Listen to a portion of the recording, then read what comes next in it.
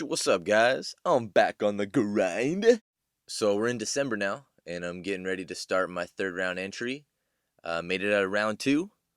I got pretty good scores all the way around. I did a lot better than I did the first round, so I'm stoked that I'm improving. So third round's the big one, the big dog. This is where I got to put it all on the table. So the third and final round's theme is flip the script. So basically, it's a role reversal. So your villains are now your heroes are now your villains. So I thought I had a pretty good idea. I was going to do something with G.I. Joe and Cobra, do kind of a role reversal on them. Kind of pitched it to my girl, see what she thought, and she totally shut me down. She's just like, nah, you should do something else. I was like, what do you mean? That's a solid idea. And she's like, yeah, it's all right, but nah, you should do something else. Not that G.I. Joe and Cobra was a bad idea, just like I guess my story wasn't solid enough. So I was like, all right then. So I took that as a challenge. My girl's calling me out, so I was like, all right. So I whipped out all my comic short boxes and started ripping through some back issues. And then I came across Usagi Yojimbo. I was like, oh man, if I could somehow do a display with Usagi, that would be sick. Of course, I don't have an articulated Usagi figure, so that would have to be a custom that I've been wanting to do for a long time. But right now I don't have the materials needed to make the custom. But if I could somehow scrounge them up, this is the idea right here. So I've been just jotting notes down in my notepad. Any materials I could use for dios, effects, backdrops, anything. I'm reading issues, going through a bunch of issues, and just any idea that sparks. I'm writing it down. So as long as I find that base figure, and what I'm looking for is the blue suited Gen from Street Fighter, the Soda Street Fighter Gen. I need that for the custom. I pretty much have everything else. I just need that, and that's a figure I've actually been looking for a while, and I haven't found at a decent price. So as long as I scrounge that sucker up, we're good to go. So those of you who are not familiar with Usagi Yojimbo, it's a comic book series written and illustrated by Stan Sakai, starring the main character Miyamoto Usagi. There's a misconception that his name is Usagi Yojimbo, but it's actually Miyamoto Usagi. Usagi means rabbit, and Yojimbo means bodyguard. So that's pretty much what he is. He's a bodyguard for hire. There's also a misconception, too, that he's only a Ninja Turtles character. Although he did star in the Ninja Turtles cartoon, and he did crossovers in the comic book and the toy line, it's actually its own comic book series. Although I do like when him and the Turtles meet up. It's pretty cool. So basically he's a Ronin, meaning that he's a masterless samurai. So the lord that he was protecting was murdered, and now he has no lord to answer to. So he pretty much is a bodyguard for hire now. He helps out villages and people in need, and it's just a really good story. If you're a big fan of Japanese history, martial arts movies, samurai movies, you like Lone Wolf and Cub, any of those things, there's a lot of inspiration drawn from those and written. And Stan Sakai is such a good writer, and he does a lot of research, and a lot of his stuff is accurate to the time period. I would definitely recommend checking it out if you haven't already. Alright, so I was able to find the Soda Street Fighter Gen figure I've been looking for. And I already had the Antarctic Press Usagi Yojimbo figure, and just a little bit of paint, a little bit of sculpting, kit bashing, a little bit of elbow grease, and made this custom come to life. It's a custom I've been wanting to do for a long time, and now I'm stoked to finally have him in my mitts. So the Antarctic Press Usagi figure also comes with these little lizards, the Tokage lizards, little dinosaur looking dudes. So he comes with one. I was able to find a lot on eBay where someone had a lot of 4 of them, randomly with some other random crap, and I actually got that too for a heck of a good price. So I'm stoked. I'm trying to army build these guys up, because he does have one as a pet named Spot, but the little Tokage lizards kind of just run wild throughout the whole comic book series, or the whole Usagi Yojimbo world. So my first scene that I set up is probably my favorite scene. It's just a bunch of stuff pretty much I collected from the thrift stores or stuff that I already had. So the centerpiece for my first display is a figure by Reveltech. It's from the Takeya Buddhist statue collection, and this is the Buddhist deity Ashura. And this one's the wood grain version. It's a really awesome figure, really detailed, really solid figure. And big shout out to Rektangular for doing a video on his YouTube channel, which sold me on this figure. My local comic book shop had it for a really good price, and after watching Todd's review, I went ahead and bought it. So, thanks, Mike. And what the figure's displayed on is a base that came with one of the Crouching Tiger, Hidden Dragon figures. Behind that is like one of those sushi rollers. I think it's a sushi roller. Got that at the thrift store. So the things that are surrounding the whole display that look like kind of logs, that's like the large fence that's going around the whole thing, those are just like mats. I'm not sure what they are. It's like looks like thin shaved wood that's rolled up, but they're like dinner plate mats. I got those at the thrift store, and I kind of modified them so I could use little pieces for the inside of the display too. The bamboo looking trees also came from a Crouching Tiger, Hidden Dragon figure. The little bamboo fence that goes on both sides of the little Crouching Tiger, Hidden Dragon display came from these bamboo wind chimes I got at the Dollar Tree, and I just cut them in half and then hot glued them all together to make some type of like little fence. I think it came out pretty good. And the various little plants and bushes looking things, those also came from the dollar store. The little rocks and boulders are just pieces of pink foam shaved down and painted. And then the horses from the Toy Biz Lord of the Rings figures. And I'm gonna have to give another shout out to Todd on that one. Even though I found it at the thrift store, he's had a couple videos talking about him. And then it was like literally after I watched one of them, I found one a couple days later. So he probably had something to do with that, or at least I'm just gonna give him the credit for it. So thanks again, man. And then all the cutouts are just custom made by using paint on my laptop, going to the copy shop, printing it off on cardstock, and cutting it out, and then hitting the outer edges with a Sharpie. And it's just a little story that I came up with for my display. Oh yeah, and then for the ground, I actually made a couple of these. This one was probably the one that came out the best. But what I did is I got poster board, and I have tacky glue spray, and I sprayed it all, and then I sprinkled like sand and little rocks. And then once that dried, I painted over it a couple shades of brown. And like I said, this one was the one that came out the best.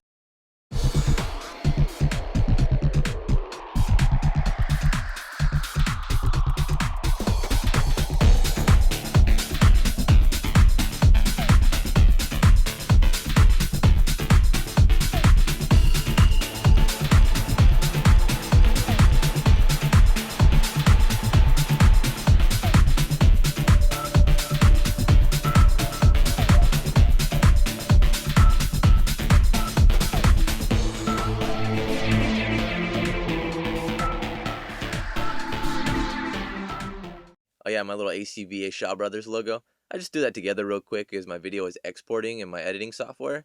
Little nostalgic tickle for you kung fu heads. So for the Lord getting assassinated scene, if you couldn't tell already, that's Marvel Legends Iron Fist. And I just put a piece of sticky tack on the front of his fist and just stuck a little katana right there. Like he's swooping down on Lord Mifune, about to chop him up while he's praying. And the figure I use for Lord Mifune is it's a McFarlane figure. It's Onimusha. That's like a video game or something. I don't know. But it's a pretty badass figure.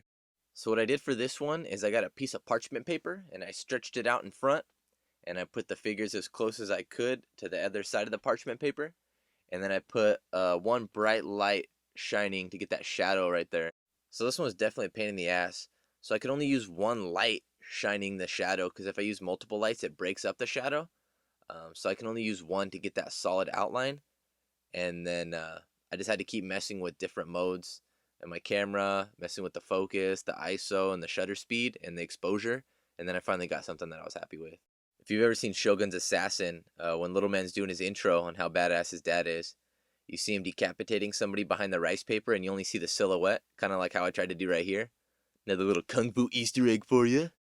So now that our samurai's lord's been assassinated, he is now a Ronin. And this is the picture I use as inspiration to set up my next scene. I really like this picture, it's pretty badass. So for Usagi, what I did, I used my other Street Fighter Gen figure, like the purple suited one. And I just had this cloak from a Lord of the Rings figure that I put on him. His like rice looking hat, that's from the Mezco Mortal Kombat Raiden. And that katana, I think that's from like a Heroes figure or something. Actually, I think so. If not, I don't know where it's from. And for the scenery, it's just some sticks. And then I actually went on a beach mob and I walked up and down this one kind of secluded beach that's kind of near my house. And they get a bunch of driftwood because the waves are so crazy out there. All kinds of random shit always washes up ashore, so it's a lot of good driftwood. So I went on a scavenger hunt and I swooped up a bunch of good driftwood. I took it home and I cleaned it. I put Mod Podge over it and then I clear coated it. And then I added some little leaves to a bunch of them. I've got a bunch of pieces. I got a whole box full from that dollar store plants that I used on the other scene, those little bushes. I just cut little pieces off and I like super glued a bunch of those little pieces on various pieces of wood to kind of look like trees, or I don't know. It looks alright, I think. So now our Ronin gets revenge on those individuals who assassinated his lord. So same technique I used for the first one. I got the piece of parchment paper. I did a little smaller setup this time, and I got a piece of pink foam. And the Usagi cutout is just a cutout on cardstock, and I just stuck him onto the foam. I put a piece of sticky tack to a paper clip, and I stabbed him into the foam, so it was a little easier. And then the other one I did white light. This one I had a bunch of light reflecting off of the red construction paper to give it that red hue. And then this is the Usagi cutout I used. And then a big shout out to Al Figures for giving me the idea to put all my cutouts neat and organized in one of the old school photo albums with like that sticky staticky paper. That was a freaking solid idea. So then when you see the blood splatter, after you hear the ching ching and then the quack, that was me just splattering red paint. I made a mixture of paint to make it look like blood, and then I was just flicking it onto the white paper. I tried to actually film me spatting it onto the paper and use that, but you can keep seeing like the brush and my palette in the way. So what I did, I just put a bunch of paint on the paper, and then I just filmed that afterwards, after it when it was still wet though, so that way it kind of looked like it spatted on there. Got the inspiration from Kill Bill Volume 1, where the bride chops up the top of Oren Ishii's head, and then that blood sprays on the snow. So real quick, I wanted to show off these lights that I swooped up. I got these from Costco. I think they're about 16 bucks. So you get the 6 lights, the remote that controls the lights, and you get 18 batteries. So each light uses 3 AAA batteries, so everything comes all included. And these lights are pretty badass. It actually worked out perfect for what I wanted to use them for, and for other stuff as well. So the way the remote works, you can turn them all on at once, and then you can shut them on and off at will, or you can tap each individual light to turn them on. So they're a tap light, and they're also controlled by the remote. The really cool thing too is that there's a dimmer on them, so you can manually dim it, or it has presets where you can do 10%, 50%, whatever. And they're also on a timer too. So there's a lot of options with these lights. So it's really solid for displays or even for your detolf. And they even come with a sticky pad if you wanted to put them on your detolf.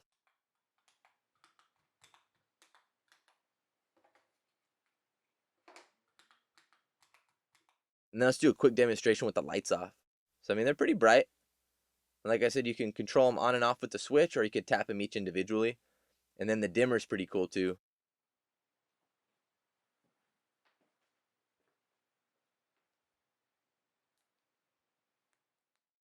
So the little huts are made out of the pink foam, cardboard, and like some burlap sack. And all the flames are just hot glue. I just keep added a bunch of hot glue to everything. And then around where the flames are, I put a little bit of a black wash to make it kind of look like a burnt effect, I guess. And big shout out to Bob the Odd. He gave me the idea to use the hot glue as the flames. So each one of the huts, I stuck 2 of the tap lights in there. And then inside the huts, I put a little bit of tin foil and then some orange bag that I got from Toys R Us. Sometimes they give you the different colored bags. I put that in there too, so that way it's a little more orangey. And that's what helped light up the flames. And you can see the flames are lit up pretty good. And then when I turn the lights off, you can see a little better. Looks pretty solid. We sort of made the flames a little thicker at the tip though, so the light would follow all the way through the tip. That's what she said. And like I said with the remote, you got the on off, the manual dim, the preset dims, and they also have timers too. So that's pretty cool. And then during this scene too, the remaining part of those orange bags that I got from Toys R Us, I just put those over my lights so it kind of shined orange on everything to kind of make it look like the whole village is on fire or something. My man's on a rampage. He's burning huts. He's robbing inns. And then if you caught this, that's cool. I threw a little Easter egg in there. It's a Miyamoto Usagi wanted poster. I made this little wanted poster. I threw it in there. If you're able to catch that, that's pretty cool. So real quick, I just made this little wanted poster. I just found this little wanted poster. I think it's in Japanese. And then I just kind of put some wording on there. Wanted Outlaw Ronin for various things. And then I put a picture of Miyamoto Usagi on there. And then I dipped it in black tea, and then I kind of crumbled it up and tore at it to give it a little weathering. And then I kind of just hid it in the corner to see if anybody noticed. Little Easter egg. So I made this pretty basic little inn restaurant style dial. So obviously it's out of pink foam. The bottom part, the flooring, is like bamboo mats from the Dollar Tree. And I cut them up into little squares. And I glued them down in a kind of mismatched pattern.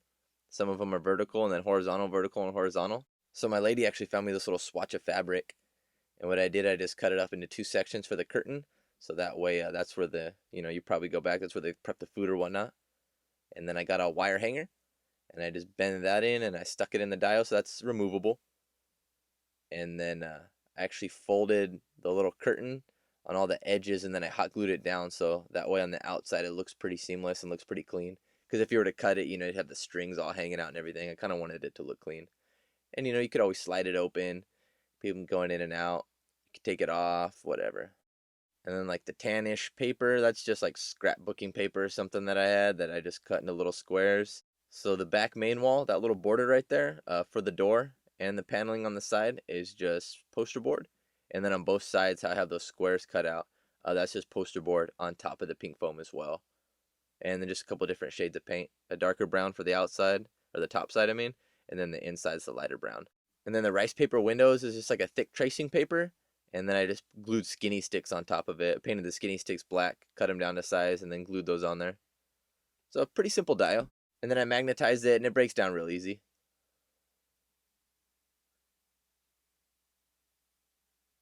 As long as my light don't fall over on me. So for my little scene right here inside the inn, I made 3 different little tables out of balsa wood. I painted those. Made some little stools. And then I kind of just flipped them over. Kind of made it look a little chaos.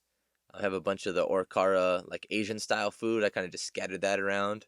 I got wine bottles, like a couple arrows on the ground, like he was terrorizing the place. Like he came in, ate, got all drunk, and just thrashed the place. So what inspired this scene is in one of the issues of Usagi Yojimbo, one of Miyamoto's like school rivalry kind of guys that he grew up with. It's kind of his rival.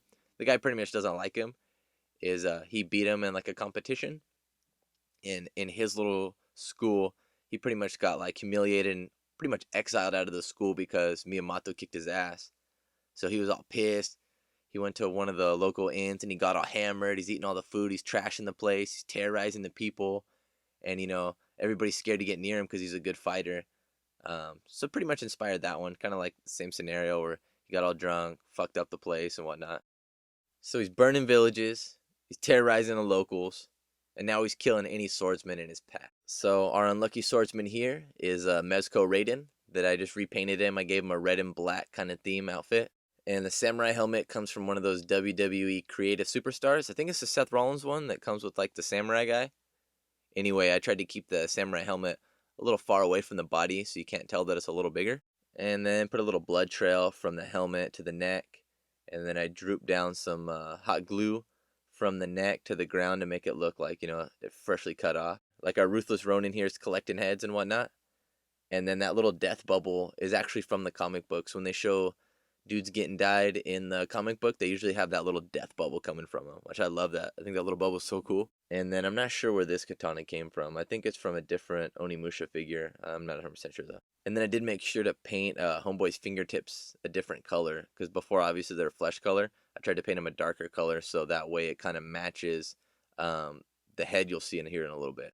So our unlucky swordsman's dome piece is none other than Rocket Raccoon. It's a head cast based off the Guardians box set, that exclusive. I got it off a casting cave. It's a very nice head cast. And what I did, I just painted it all brown and then dry brushed a couple different shades of brown on it and then gave it a wash. I gave him white eyes that have kind of like pink around them, and I gave him no pupils to give him like a soulless kind of look, like he's dead.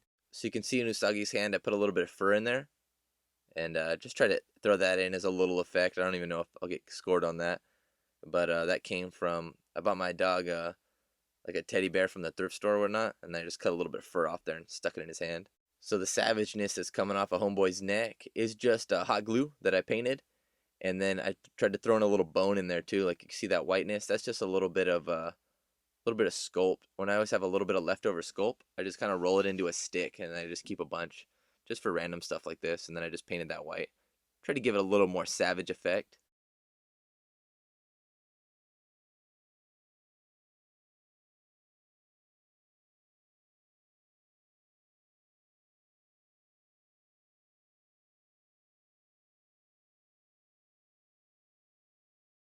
Final scene of the story, the reveal of the villain, and it is none other than Miyamoto Usagi. So the scenery built around this dude is more of those little bushes and the little plants that I got from the dollar store. And then all the wood is just a bunch of driftwood. Like I said, I filled up like a box full of that driftwood. I added little plant pieces to a bunch of them. Some of them I just left them the same. And I scattered a couple of the little tokage lizards around.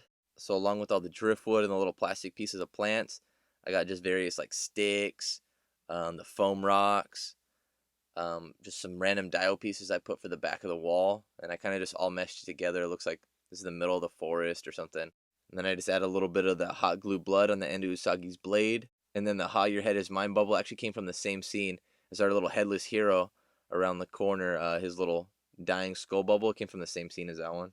And then, Usagi's just walking away like, I'm fucking bad, boy. Don't fuck with me, boy. Cut your head off, boy. I'm fucking bad, man. Fucking fool be tripping out here, man. I'm fucking hardcore, man. Ruthless Ronin, man. Savage Samurai, man. Because, that's how they talk in 17th century Japan. So I think the hardest part for me was trying to figure out where I was going to put Usagi. Because since I only have one figure, I can only use him in one scene. Because I would have loved to have him inside the inn all hammered, fucking shit up.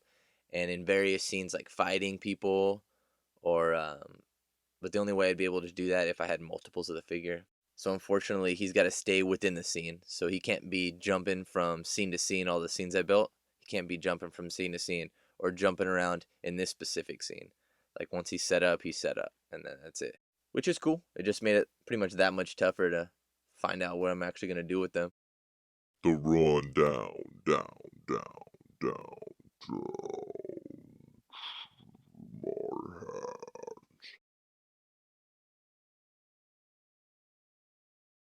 So just a reminder, it is Flip the Script. So I wrote a story based off the theme for the round.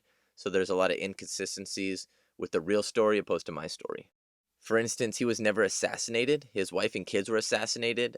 They weren't able to assassinate him. He was killed in battle because a bunch of people stabbed him in the back and his troops were overrun.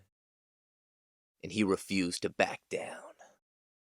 What's actually really savage too is that Usagi actually cut Lord Mifune's head off after he was murdered during battle to prevent the humiliation of somebody else doing it. And then he ran to the hills and buried it proper. And then since he did that, he felt that he redeemed himself because, since his lord died, he would technically have to commit seppuku, which is like a form of ritual suicide. But since he did that, he felt that he redeemed himself. Freaking all savage.